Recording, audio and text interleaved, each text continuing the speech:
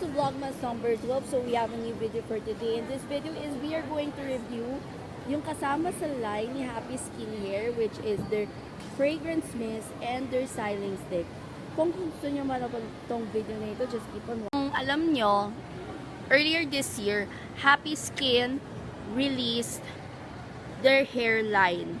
So, ngayon, naglabas si Happy Skin ng dalawang variants, same variants rin, ng kanilang, this is the fragrance mist, dalawang fragrance mist, and dalawang styling stick. So, let's try this one. Actually, favorite ko si Soft and Straight. Ito yung may pagka-sweetness yung amoy. With this one. Parang ginagaya niya si Lucky Beauty, guys.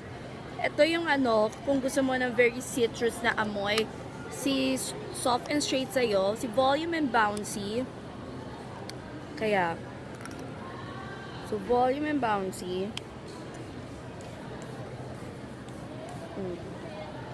This is more on a jasmine flavor. Kung gusto mo ng volume hair and bouncy yung hair mo, this Volume and Bouncy variant is for you.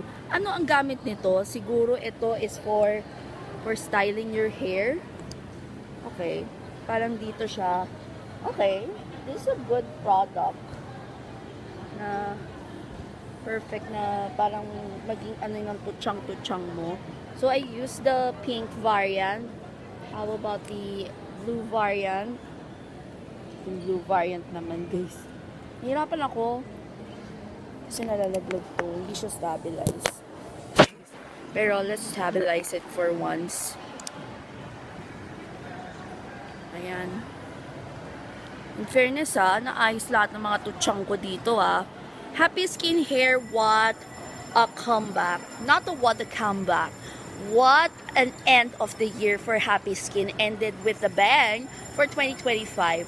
So, masabi ko dito, so, kung alam niyo yung amoy ng shampoo and conditioner ng Happy Skin Hair, yun rin, same amoy rin ng kanilang fragrance mist, yung hair mist nila sa aking hair. And the styling stick was talagang nagpapaano siya ng aking tutsang. So that's my review for our Vlogmas number 12, which is the Happy Skin Hair na kanilang fragrance mist and styling 3-in-1 styling stick.